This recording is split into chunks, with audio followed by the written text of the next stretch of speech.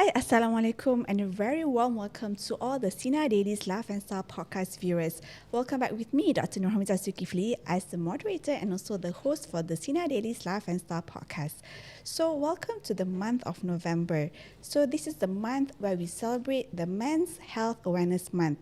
Or should I just say it's Movember, where people actually grew their mustache to celebrate in conjunction of the Men's Health Awareness Month. So today we are diving into a topic that is deeply, deeply important, yet it's often overlooked. It's about men's mental, emotional, and also overall well-being. So men today face unique pressures. They have to face the societal expectations, cultural normals, and also the family responsibilities, career demands, and nonetheless the silent weight of loneliness.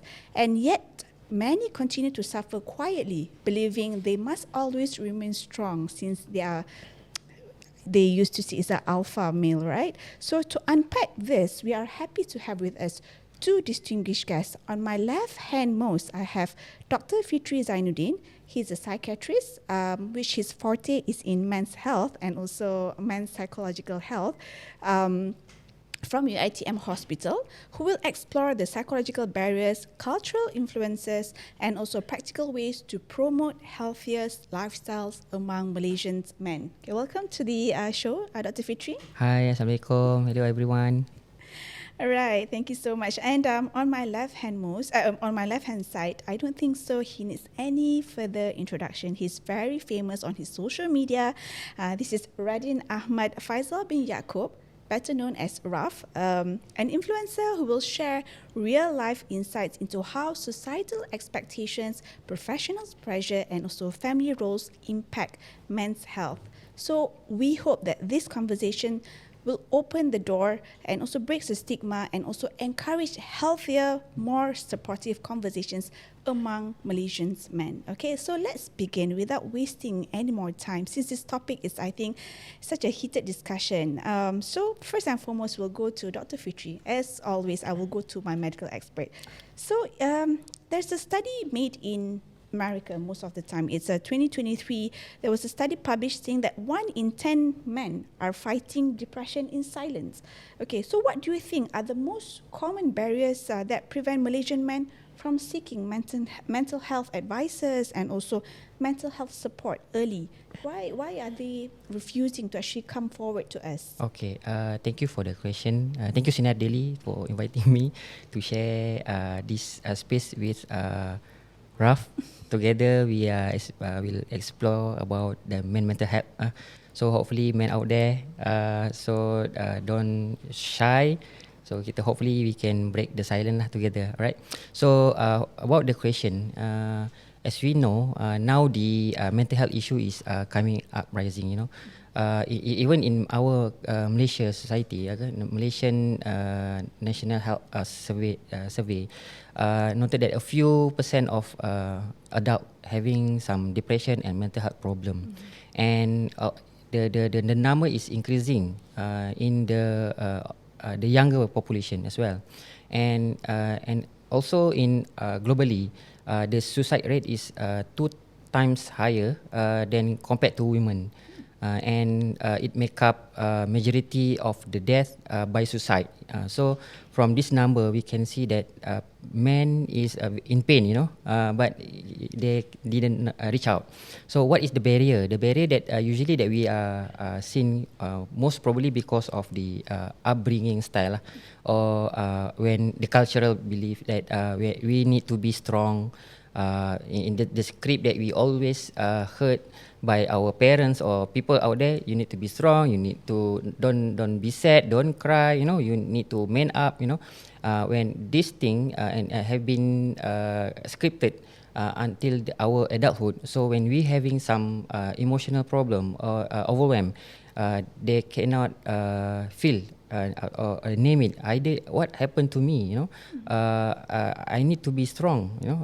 And this make them very suffer inside. Very suffer inside, and make them doesn't want to seek help. in view of because they think he need to be strong to the community. Other than that, because the fear of the judgment to the society, where maybe he believe that when they think that what if my partner think about me, if I lost my role, as a husband, what other my colleague think about me? Can I be a leader because I have some mental health issue? Maybe maybe the friend, laughing at him because they see a psychiatrist out there.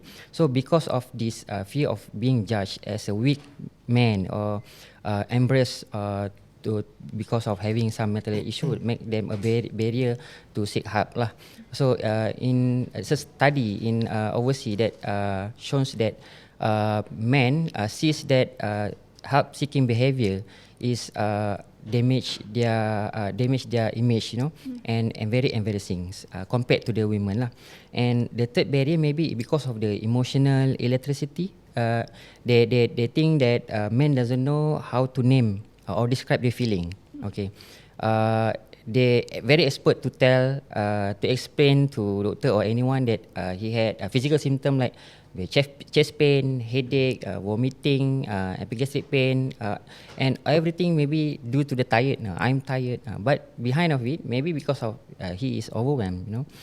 So other than that barrier, maybe because of the high functioning suffering, where men usually keep working, keep providing to the family, as they will go work, they going back to home and sleep, and the cycle is repeated every day. But the inside we doesn't know they having some hurt feeling, or a very burdening emotional symptom lah. And the last one maybe because of the misconception of the psychiatry services, where the people thinks that seeing psychiatrists for a crazy people, for a severe cases. But in reality, we are seeing a lot of cases of burnout, a lot of cases of relationship issues, marital issues, financial issues, and as well as the sleep problem. So in summary, so we can say that actually men actually doesn't know how to seek help lah actually. And so they're scared of being judged, or scared of being named as a weak man lah. So what I could actually conclude from that is that because of the social stigmata that they have been exposed, I mean, most of the time they have been labeled as the alpha. They should be strong. So like you have just mentioned, Dr. Fitri mentioned, that whenever sometimes we can see how the upbringing, that if a boy cries, then they will say, oh, you should not cry. I mean, but it's not wrong to actually express yourself, right? It's not something which is, we should see it as something, it's a sin for them to actually cry. It's just a way for them to express their feelings, isn't it?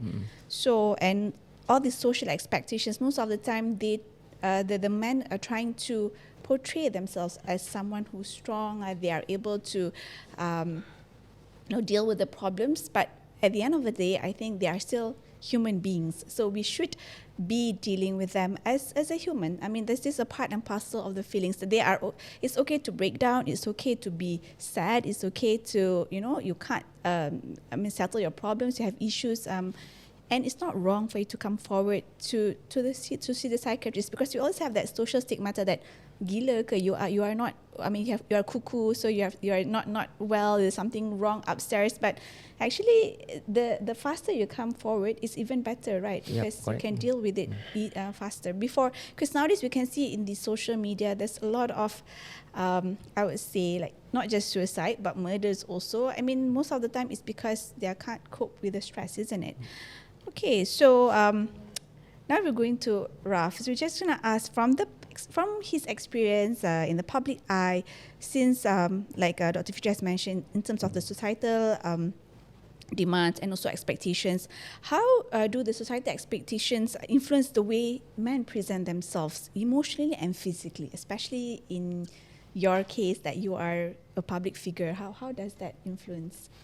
Okay, I think it's quite norms for society to think of men to be very strong and very, I would say, they don't have any emotion when it comes to things like this. But let me be honest with you. When you talk about physicality is something that you can measure, whether the man is muscular, whether the man is not muscular. So you can often judge whether he's strong or not strong. But what about their mental issue? It's something that you can't say.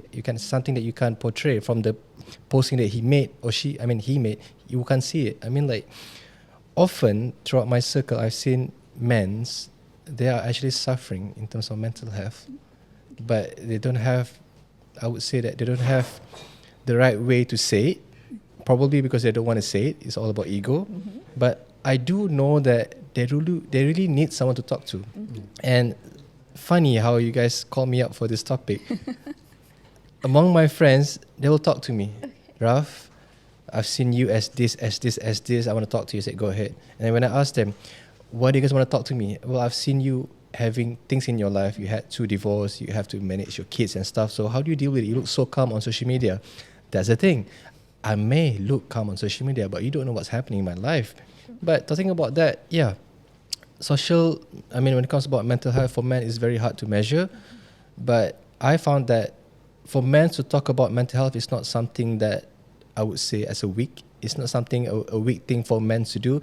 If you need help, go on and seek. It doesn't matter whether you want to do it socially or you want to do it on privately. It's okay to talk to people when it comes to mental health, especially for men. We have lots and lots of responsibility in life. Okay, very much true. So, coming from someone who's he publicly saying that he underwent 2 times of divorce. So it's not something that it's for him to be. People looked up to him in terms of Raf is like a strong public figure. But like he has said, sometimes what you portray on your social media or how you portray yourself, even at work, does not mean that that's what you are inside, isn't it? Because now we have this term that we call high functioning depression, right? Because we did some last few months ago regarding this mental health issues. So sometimes they can function very well at work, but at the same time inside they are burning out, isn't it?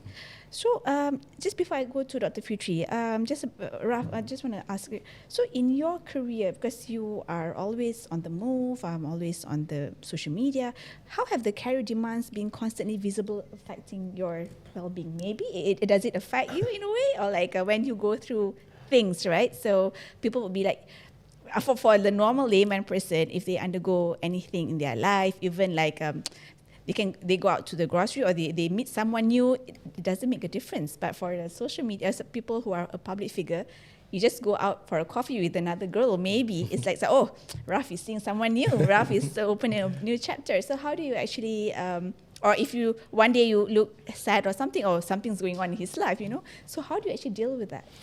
Well, of course, being a public figure, they have pros and cons. Of course, on the pros, I don't have to talk about much.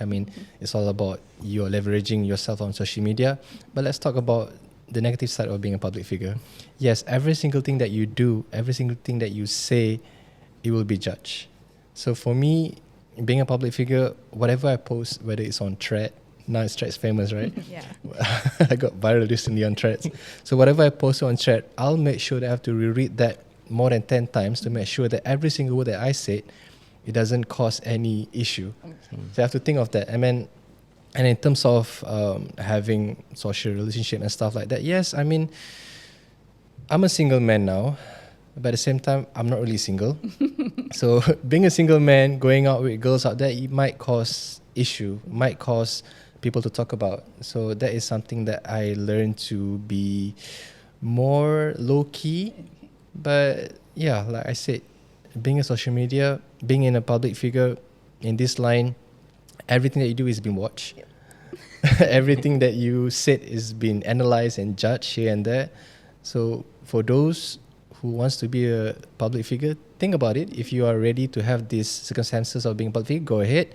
But if you are not, if you happen to have a normal private life, go for it. Because if you ask me, if I were to turn back, I would rather be a private person. But somehow in my family, there's a lot of public figure on it. Yes. So it's somehow subconsciously I become a public figure as well. Yeah. Okay, I like the part that when he says that, you have to, you tend to go through 10 times before you post something, because I think one thing being a public figure and a social, I mean, like maybe influencer, it's a good thing, but at the same time, you are carrying some responsibility to I would say the younger generations, because nowadays the younger generations, they want, if you ask them, they want to become influencer because they think it's fun being that, but at the same time, like what he said, there's also some downside out of it. Not saying negative in terms of you shouldn't be, but you have to be cautious in terms of what you post. If you're ready to be kecam or be to people to say something, you have to be okay with it. But if you are the type of person that whenever someone comments something about it and you feel like so, you know, that you feel so down and you know you can't work, I think you should consider of not being a social influencer, right? Okay, Dr. Fitri. Yeah. So there's a term nowadays that have been used. I think Malaysia is not very much common, but globally there's talking about male loneliness syndrome. Okay, so male loneliness has been described as a silent epidemic. So what patterns of loneliness do you commonly observe among men, and why is it often missed? And at the same time, what are the results of these internalized emotions? So who are on the receiving end? Would it be the woman? All right. The loneliness currently is a silent epidemic, and it's a serious health matters, not only mental health. Study or some consultant in the US said that the social isolation and also loneliness has become a risk of a health problem lah. Okay, and also it is increased heart problem compared to the people who are smoke 15 cigarette per day. That's high. The risk is very high. So for me, the loneliness that syndrome that usually that I see in the day-to-day clinic lah. Some of them because due to we are getting older. Men are getting older. When they are getting older, the circle is become smaller. When the circle becomes smaller, they have less emotional support. Is compared to the women. So and men usually have bonding through his friend by doing some activities like playing football, pickleball, futsal, lepak king, or playing games. So this bonding through activities less what we call time to us, or not enough space to us. Either are you okay, or they doesn't want to not enough time lah to tell what they are having problem to other colleague. And also this shoulder to shoulder bonding is not face to face bonding lah. So and this men usually will have functional but empty. So as I said just now, they work, go home, and then the cycle going on, and then they inside he feel disconnected and feel numbing symptom.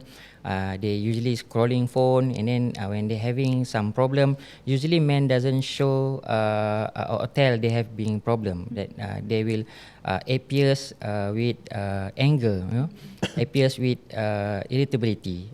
Sometimes they also withdrawn, okay, from isolate from their community.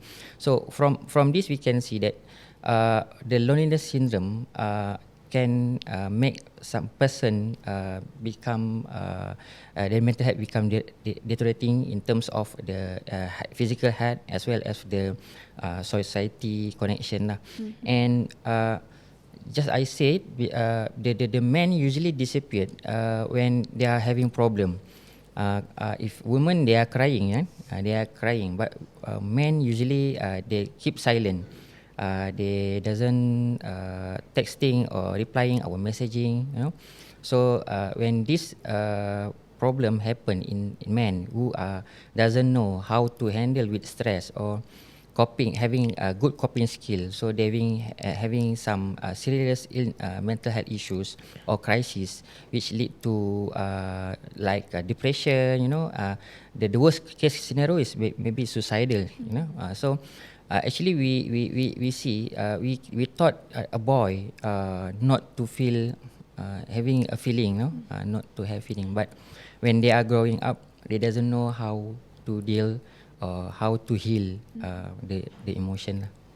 Okay, so like you were saying that because I think it's quite common if you talk about like husband and wife when they have an issue. Normally, the wife or the woman will be non-stop talking, isn't it? If correct. you see all these cartoons or whatever you can see on Instagram, and the man will just keep quiet. I mean, is that something which is a red flag sign that if in a relationship, or is it should we the woman feel worried if we have our counterparts who like you want to resolve something but they don't say anything? But sometimes there are times also that they need some time, so you have to give time to them. So when do we know that okay, this is sufficient time we have given to this person, or this person is actually dealing with something which is quite sinister that I have to probably bring him to see a psychiatrist? I mean, I would say the red flag signs, the sign and symptoms. The early sign, something like that.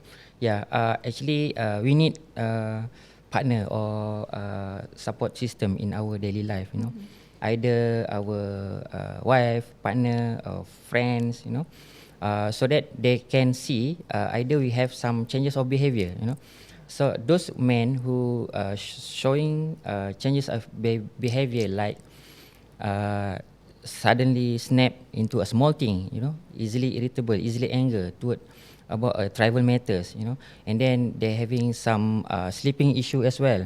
They have restless during at night. They're having some nightmare, and then difficult to initiate sleep. At sometimes they're having some intermittent awakening in the middle of the night. So so the better sleep is a sign of a good mood. Okay. But other than that, they have some of the men can show some problem like what we call the work quality, work performance is deteriorating. They may become less focused, and then they may become cannot complete the job, the task that usually that he used to complete within the time, and that's of course need to be concerned lah, either from the partners and as well the colleague. Okay. Other than that, those men who have suffering some mental issue, they usually come with loss of interest. Okay, less maybe doesn't want to do activities, that hobbies that he used to like to do, and then so it's also a sign of the early sign symptom. So when this early sign symptoms happen in our partners or in men, you see, so we need to taking care of, which is need to bring them or advise them to see the professional help so that we can treat them earlier. Doesn't want the symptom become worse and affected the whole life lah. All right. Okay. For all the viewers out there, I think Dr. Fitri has some sort of listed down what are the red flag signs. Like in a like if you want to talk about heart attack, we talk about the sign and symptoms, but that is very obvious. But in psychiatric issues and mental health, it's not very easy. It's quite subtle. So so to those who are, I mean, their partners, we have to be. I mean, I would say the wife would be is the best person to actually judge, and also because if you've been living with the person for the past 10 years, so any change for the next few years would have trigger, so you would know that something is not right. And I think the best person is either the wife and the spouses and the family, even if those who are not married, the colleagues. I mean, because you can see like what Dr. Fitri has mentioned, sometimes they easily snap, sometimes they can't. In terms of if it's not because of anger, it's maybe they can't complete their task and their job as per routine. So if like the bosses, if they see their employer are not performing, rather than punishing them, sometimes you just have to sit and chat and try to look into it, okay? Because that could be one of the few subtle signs that they are probably in the initial stage of dealing with mental health issues, okay? So so when we talk about man loneliness syndrome, so Raf, from your observation, you have mentioned just now there are people come to you to share, okay? So maybe you don't have to mention whoever, but just from your experience that maybe you have listened, or from your personal experience, how does this loneliness show up in the men's daily lives? I mean, for you as a public figure, people might have would have said that, oh, he's a public figure, he has few hundred thousands of followers. How can he become lonely? You know, like it doesn't make sense. So so maybe you can share in terms of this, whether it's at work, in relationships or friendships, you know, that kind of thing. Okay, I think this loneliness topic is very common for men. It's just that we haven't discussed about this openly. But if you ask me, loneliness can happen in many reasons, even in the workplace, right? I have friends who they say that, you know, I'm working with a bunch of people, but at the same time I feel lonely. And I asked him, what do you mean by you being lonely? I have so much stress for my work, but I don't have the chance to open up to anyone. So that is part of loneliness. And if you talk about relationship, you talk about a man and a woman in a relationship, sometimes it can be very one-sided. One-sided why? Because often men tend to keep things inside. So when their partners start speaking up, so what does men do? Keep things inside, swallow, and swallow. So lack of communication can also cause all this loneliness in a guy, even if he has a partner. And last but not least, friendship. Yep. I mean, for me, you can have 100, 200, even 1,000 worth of friends, but what's the point of you if you can have a single friend that you can open up about life? So for me, this loneliness topic it's interesting because it's not about you being lonely. It's about who you can trust to talk about something in your life. So yeah, it's a common case for men. Okay, because like what Raf has mentioned, it's not. Sometimes people feel that the quantity matters. Basically, it's the quality of friends that you have. And what Fitri has mentioned, as we get older, I don't think only men, like women, myself also, as compared to before, your circle of friends will get smaller and smaller. I mean, but I always tell myself it's okay. It's better to have smaller group of people, but these are the people that you can depend on and you can share everything. Because sometimes some people feel that they need to, those who are free, they need to chat every single day. But I have been reading, and actually a good friend is wherever they just know when you are not okay, although you don't chat with them every single day, isn't it? Okay, so Raf, having you have three kids? Got 5. 5 kids. Sorry. 2 plus 3. 2 plus 3. Okay. So family roles often shape a man's identity. So how do expectations to be, like in your case, a provider, a leader, a role model, okay, an influencer, would influence men's mental health today?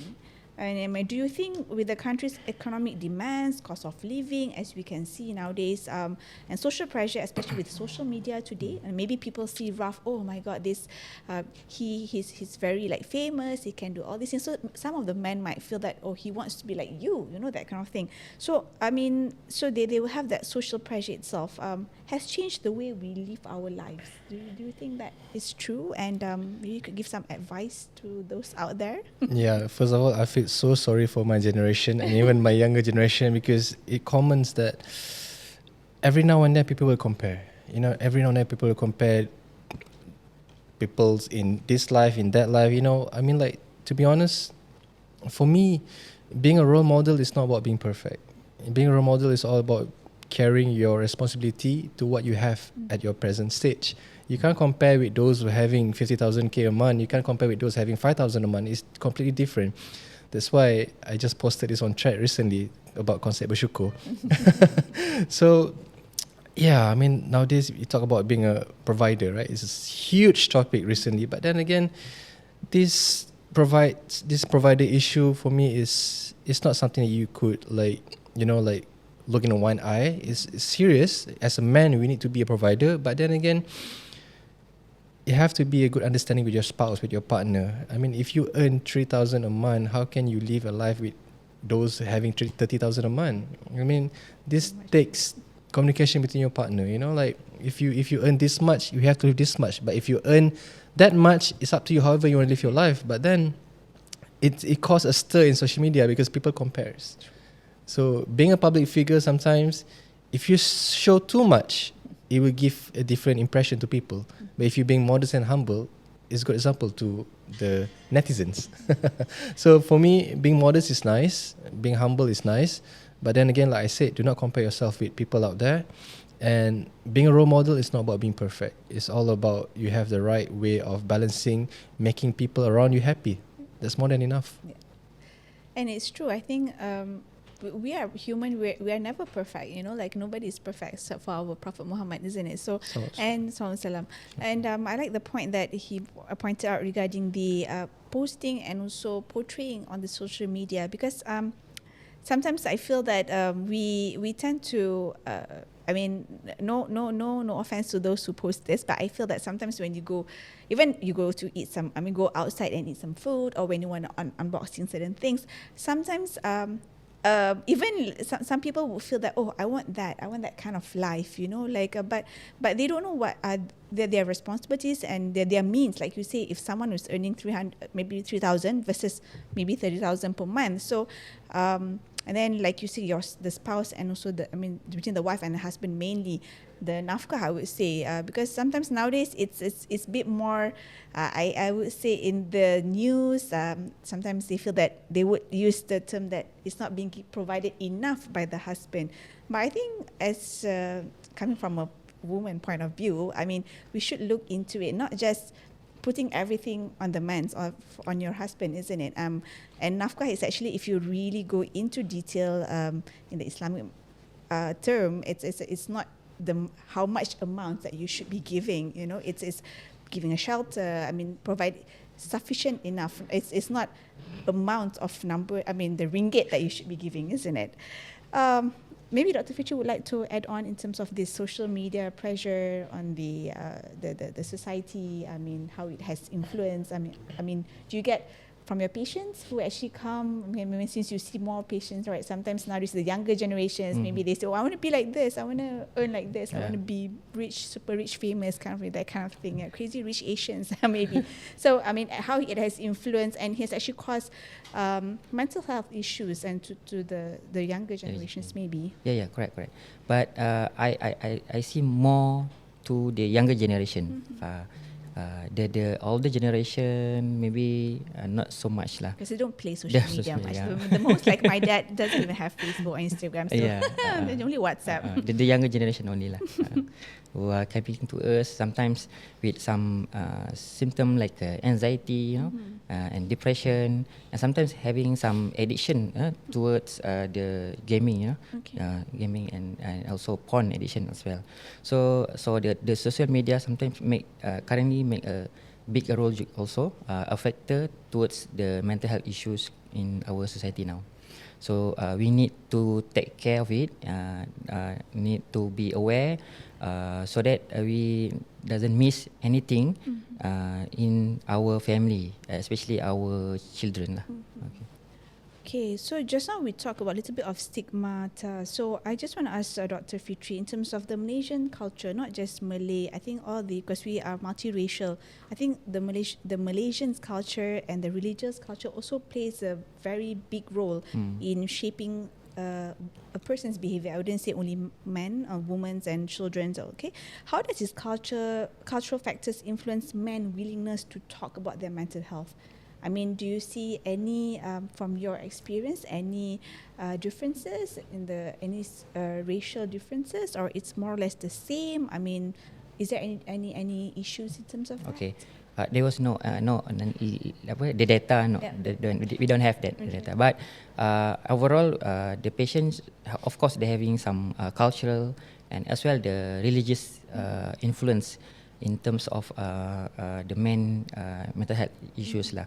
So, for example, some of people out there, they might have some misunderstanding about about the religious issues lah. Maybe they think sabar is to keep quiet, for example. They think redha is doesn't need to seek help, and that's the misunderstanding in our society also make them or influence some of this mental health issue. But if we look into our the example in especially our Prophet Nabi Muhammad sallallahu alaihi wasallam, even though he had problem, he had some faced some grief, he also seek help. He express his emotion towards the companion, get comfort and get guidance. So I think from this, if we getting help or seek help is not a sign of lack of iman. It's not like or show some weakness. It is sunnah. So that's why we need to give awareness about this, because some of the patient out there also think that they're having some mental illness because of lack of iman, not praying enough. But actually, the mental health issue is all towards from the children, either your CEO or your entrepreneur. It's happened. So we doesn't need to labeling that such stigma towards other people, so that these people who really need help need get some help in terms of professional help lah. Okay, so basically what I would say that mental health issues is not only certain, I mean, there's not a certain group of people only, like you would say people who are wealthy or affluent people will not have mental health issues. Those are having mental health issues normally those who are low socioeconomics. So those things are not, it's not true, those are not true at all. I mean, so you can have people who are religious who have problems, because this is not something which is related to, like he said, iman or this. I mean, it's about the understanding, and I would say it's still called a disease. Okay, if you talk about heart issues, lung issues, that is a more physical things, but this is more internally, spiritually. So it's very difficult for people to digest that. But to all the viewers out there, don't worry. If you can be a CEO, you can be someone who is very, very influential, but you are not exempted from getting mental health issues. I would just want to ask Dr. Fitri, is there any evidence-based habits that men can adopt to improve both mental and also their physical health, especially those who are juggling demanding lifestyles? Because nowadays we know not just men, women also are, both they are working, they are juggling with their children, they have the social, the incomes, or we have to the payments. I mean, there's a lot of wages that they have to deal with. So do you have any probably habits or evidence-based habits that has been proven and practiced in globally that have helped in this kind of matter? Okay.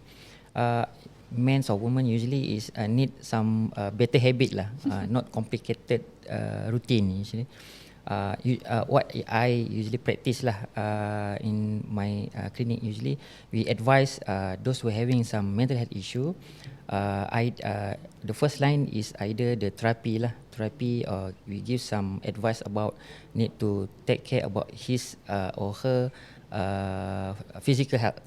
Okay, for example, you can do 20-20-20, which is 20 minutes of movement, 20 minutes of reflection, and 20 minutes of learning. Okay, so for 20 minutes early movement, like you can do a yoga early in the morning, brisk walk, etc.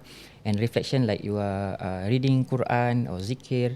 And the learning, you can learn a new thing. You can read new books, or you can listen to Sinar daily podcast. So all these things can also make you some a better man or woman out there. And other than that, you need to have some brotherhood time. Brotherhood time where we need to have honest conversation per week, for example. Okay. Maybe after playing football or pickleball or anything, or watch MUFC and mama. Oh, that's stressful sometimes. Okay, so you can have that, bonding time. You can share the honest conversation with our colleague. Okay, and then other than that, you need to have sleep hygiene. Better sleep hygiene, as I said, will give you a good mood. Okay, and if you really need some medication, etc., you can need to seek help. Either you need medication for sleeping medication or not. Sometimes it's not because of the sleeping issue. solely, but because there's other things that maybe you're having overthinking or anxiety, etc. And finally, you can also have some exercise, do some exercise like jogging, and need to reduce the toxic coping mechanism like smoking, like drink alcohol, etc., or watch porn. Okay. So you need to have some good coping mechanism, healthy mechanism, so that you will be a better man out there later on. Okay, all right. That's quite insightful notes, okay, that has been given by Dr. Fitri. So, Raf, just want to ask, burnout is becoming more common in the younger generations, I would say, but I think not just younger men, okay, those, I think most who are working, I would say. So, what strategies or habits that help you? Because you have a very busy schedule. He also has something else after this, and I've been seeing his Insta stories.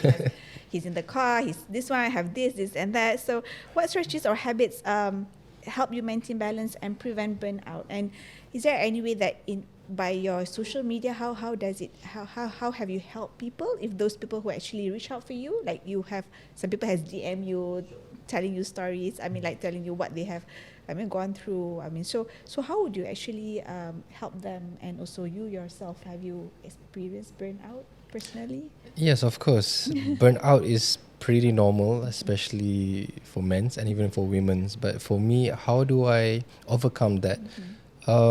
Alhamdulillah, I've been brought up with my late father, Raden Yakob bin Muhammad. He was the Secretary General for Barisan Nasional for 20 years. He works under 4 different prime minister. So he's a busy man.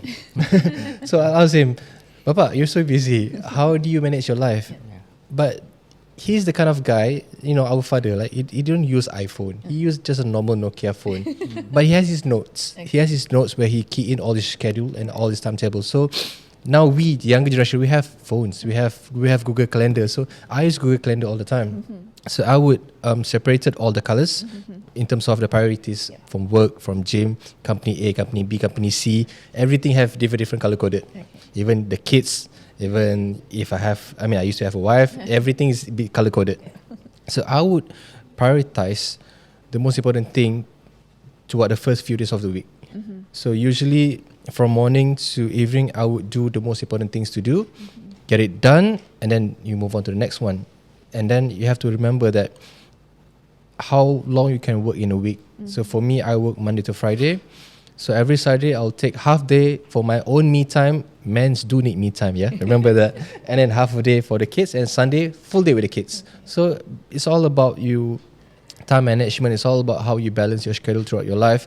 Set your priorities. And once you set your priorities, the rest will go with ease, because you can, play around, jump here, jump there, curi jumpa anak sana, jumpa girlfriend, whatever, or however you want to do it. But for me, it's all about prioritizing your schedule and time management. Do you use your social media to probably reach out to those who has, you can see probably they're having problems? So how about your social media? Have you been using your social media to reach out to these kind of people, or? Well, yeah. Every now and then, actually reach out to you every now and then, I do posted something like, it's okay for men to be vulnerable. It's okay for men to show that you have lots of problems. It's okay for men to speak up about it and need help. Because the other day, there are people like me, now I'm single. I don't have a partner. That you need someone to talk about. And if you don't have that someone, who you to talk to? You want to have quality people around you that you could speak up and try to find solution to your own problems. So it's okay to speak up on social media. I encourage that. And if you feel that you don't want to do that, you're shy, and just DM whoever you want to. If you're lucky, you got reply. If you're not, then we try other person. But try not to hold things inside. It kills you slowly. Okay, so basically try to open up. You can, if you can't find someone, whoever on the social media that you feel comfortable, of course, you can always find Dr. Fitri in UiTM to go and seek some medical professionals, I would say tips and also counseling. All right, so how, Dr. Fitri, how can the healthcare providers make mental health services more reachable, I would say, approachable, especially for men who are still hesitant, because it's very difficult to get the men to come up. Okay, I mean even the women also, but slowly I think the Malaysians are slowly picking up. So how would you say? I mean, for your colleagues, your psychiatrist colleagues out there. Okay. Maybe we need to use a simple words. Don't use a medical jargon.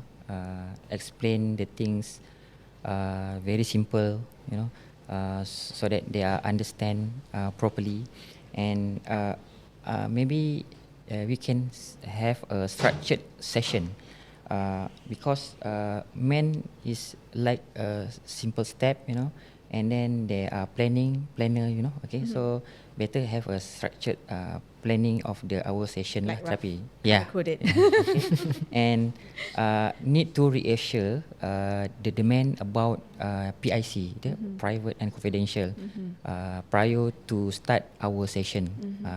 And this is really very very a big thing, because if men, because if they doesn't feel safe, they will not come forward and doesn't want to open up.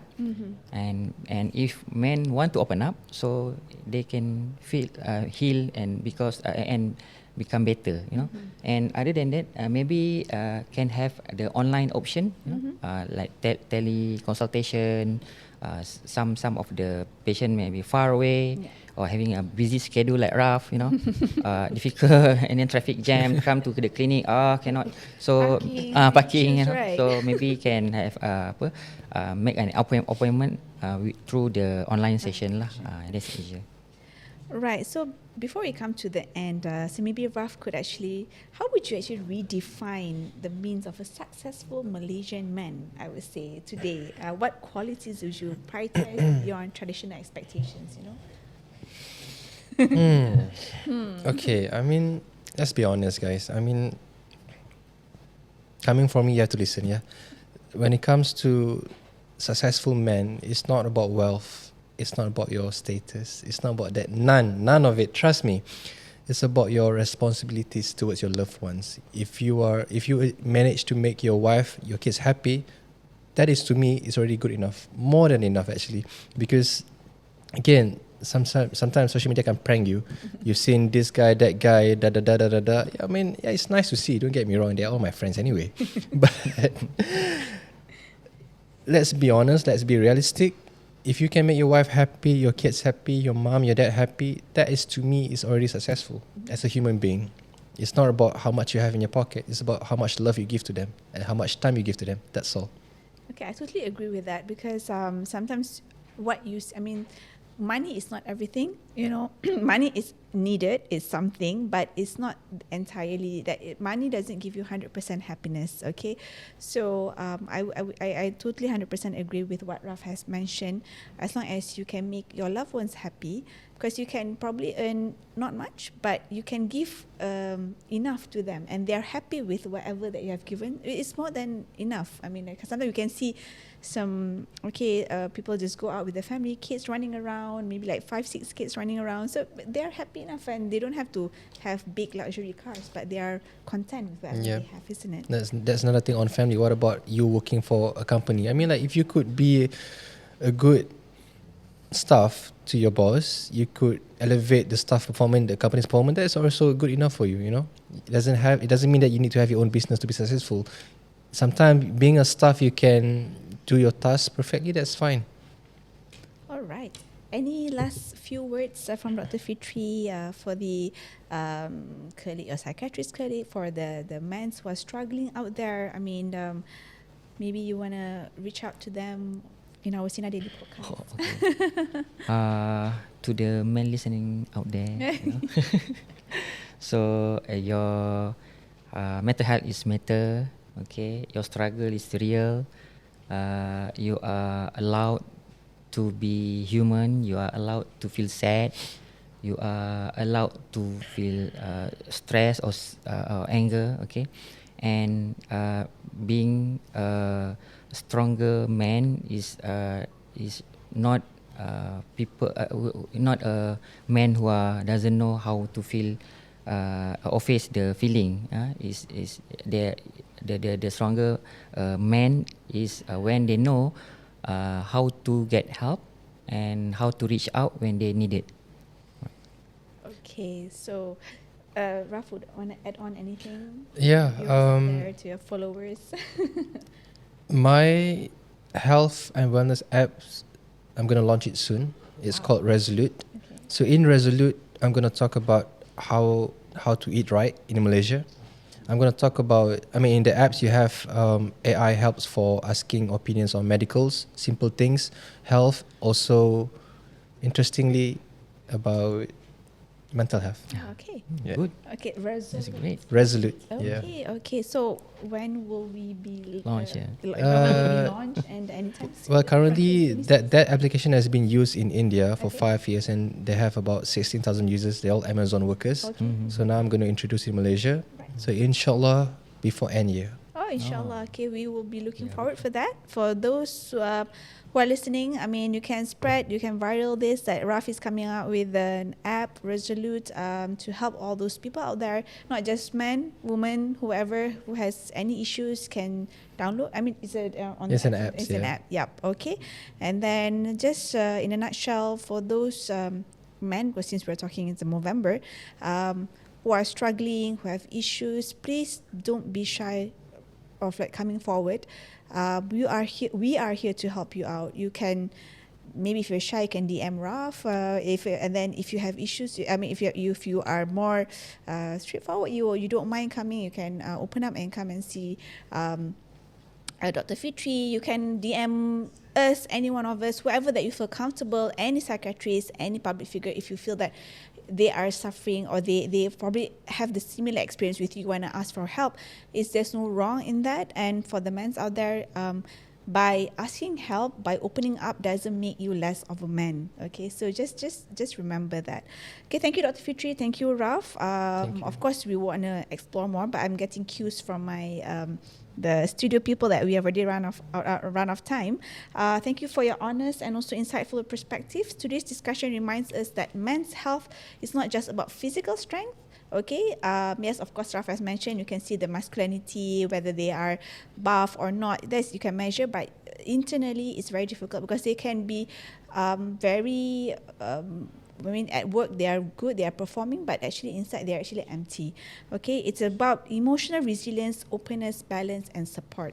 Right, to the men who are listening, seeking help is not a sign of weakness. Like I said, it's not it doesn't make you less of a man. It's okay. It's actually, you are much more a man, I think, if you you come forward and you acknowledge your weaknesses. As a woman, I would say, oh, I'm impressed when you're willing to open up. And talking about your struggles doesn't make you less of a man. It makes you a human, because all of us will have issues, okay, whether you are a man, woman, young, old, children. So we all have issues. So by talking out, by finding the right way and so the right person is the way for us to solve our matters and also our problem. And it makes us much more stronger. Like whatever we have gone through, like I also have some personal things I have gone through, Raf. I'm sure Dr. Fitri has gone through a lot of things, to whatever we are right now. But it just makes us stronger, okay? So don't worry for coming forward, because we have solution for you.